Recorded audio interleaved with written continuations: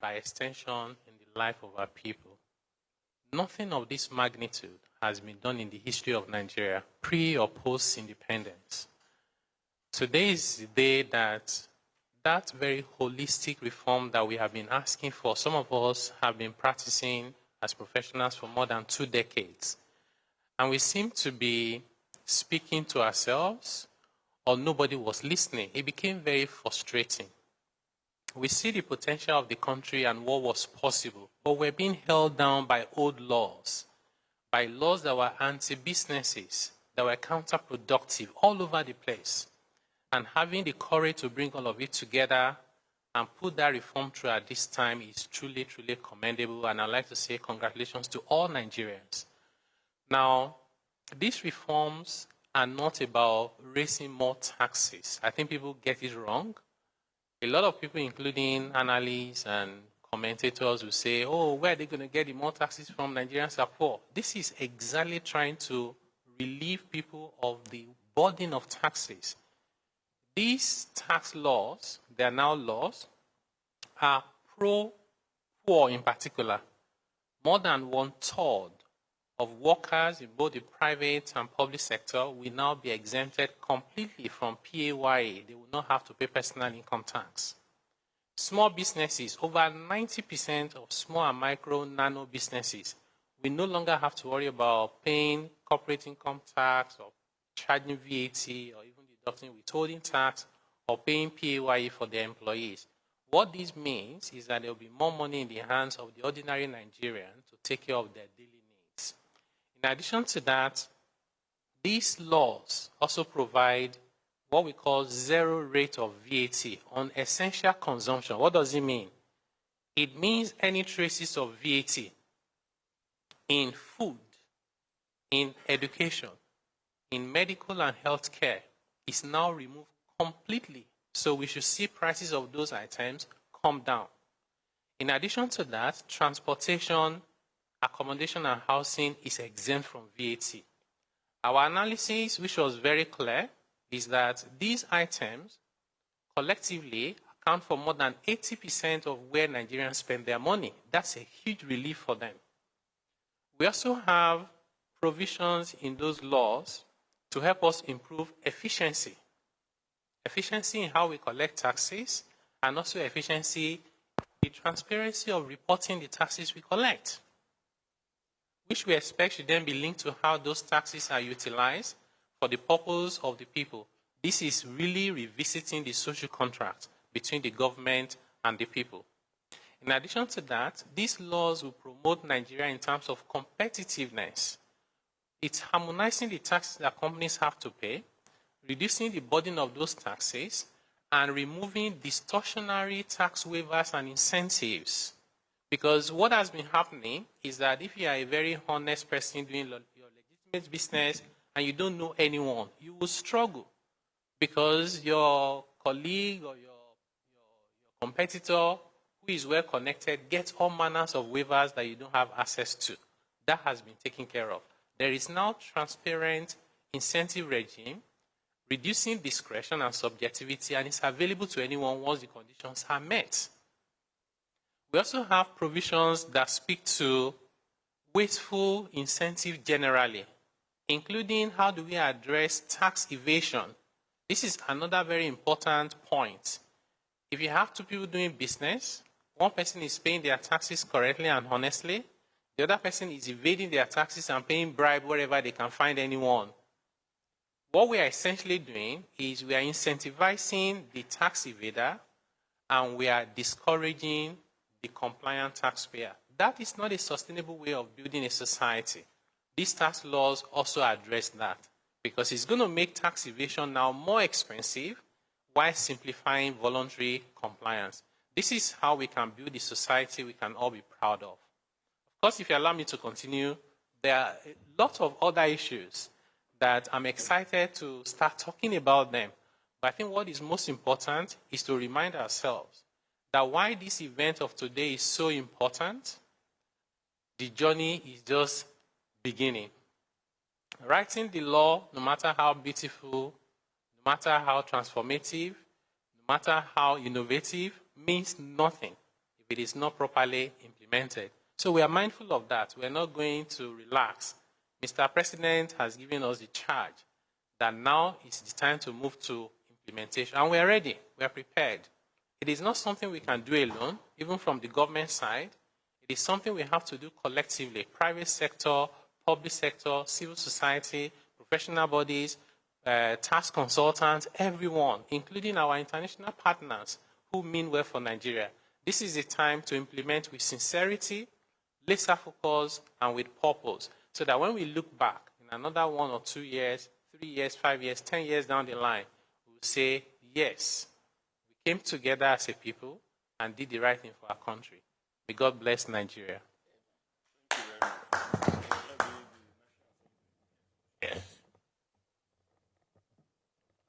Thank you very much.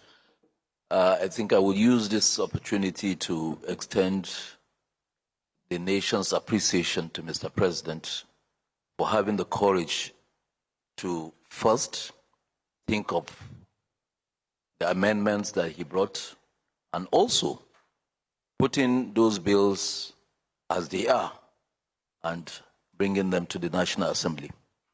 When he brought these bills to the National Assembly, we know the uproars that those bills attracted all over the country, especially in the northern part of the country. And we looked at those bills carefully. We had stakeholders consultations. Even with those that were really kicking against these bills, we sat with them, we listened to them, we took what they brought, and we also gave them what we think about as a nation, so that this country can get something out of what we have done. And I believe that with consultations and the painstaking nature of the legislative processes that we've taken, I believe we brought out bills that seek the aspirations of Nigerians. And what are those aspirations? Just as has been highlighted by the chairman of the Presidential Task Force. We consider the less privileged in terms of earnings and see that we don't add burdens on them. You will also recall that in this country, sometimes we have more than about 72 or 3 different kind of taxes. And all those taxes have been harmonized right from local government, state, and the national. And also, we did not just relent there. We looked at the bills as they brought them on how it will affect the oil and gas industry. We also look at how the export processing zones operate, especially where it will add comparative advantage to our local industrialists. So I think it's good for all Nigerians to look at what we have presented. And you know, laws are not static. Laws continuously are made to be amended, just as nature, as we are, we change every day. So also, whenever there is need for us to do any amendment to those bills, for the good interest of this country, I'm sure the National Assembly will do that. With this, I want to also extend the appreciation and the kind of cooperation we have, right from the committee, the Presidential Committee, the FIRS, and even the presidency in terms of not interfering with what we were doing. We were given free hand and we did this thing painstakingly to the benefit of all Nigerians.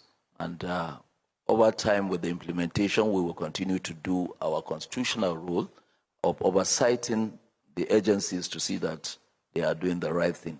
And anywhere we also find out that the laws or the laws that have been signed have any defects, we are there to make an amendment. With this, I think I will congratulate all Nigerians. Thank you. Thank you very much, gentlemen of the press. First, we can't thank Mr. President enough. I also want to join appreciating him for taking some of these bold decisions. Recollect that since he took over, he has taken 2 bold decisions. One, removal of subsidy, and this tax reform. When the tax reform was brought in the House, it was like a mission impossible.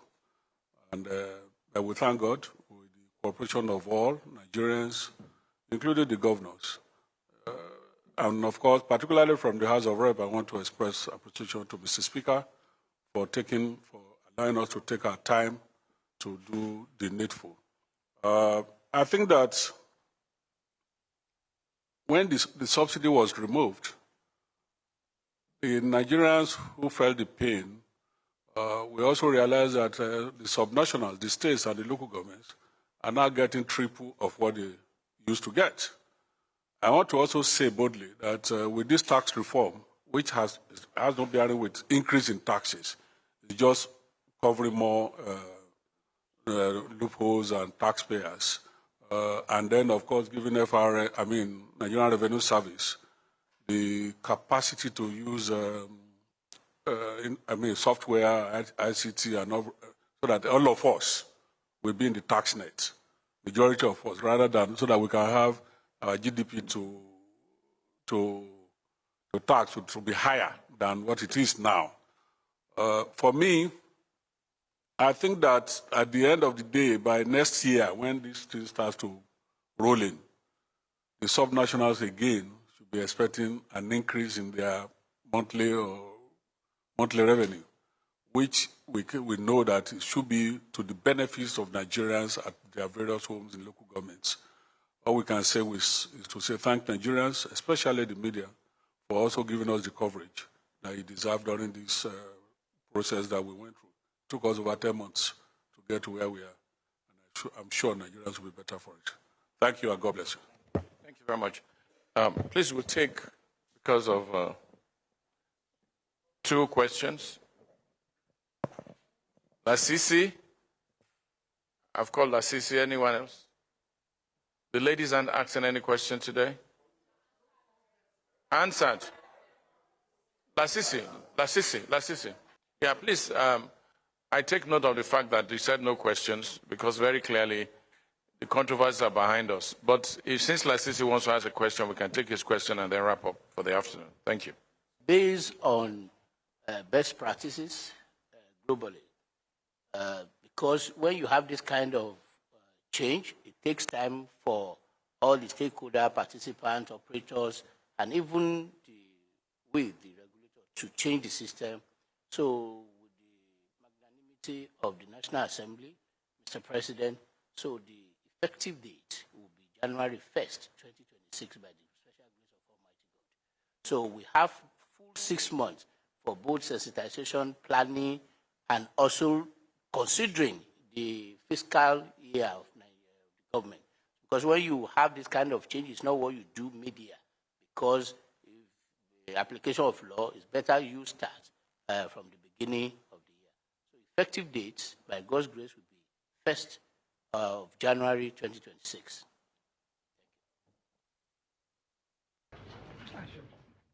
Well, following the signing of the 4 tax reform bills by President Bola Tinubu into law, committee members handling the bills and seeing to its execution in a few minutes ago gave a brief on the bills as implementation is about to set sail. Well, President Bola Tinubu signed 4 transformative tax reform bills into law at the presidential villa, heralding a new era for Nigeria's fiscal framework. And of course, the Nigeria Tax Bill, namely Nigeria Tax Administration Bill, also Nigeria Revenue Service Establishment Bill, and the Joint Revenue Board Establishment Bill aim to modernize the nation's tax system, boost revenue, and foster a business-friendly environment. And as implementation is about to commence, committee members overseeing the bill's execution provided details during the course of the briefing, emphasizing that the reforms will bring about broader significance and will also align with President Bola Tinubu's renewed hope agenda to diversify Nigeria's economy and reduce reliance on oil revenue.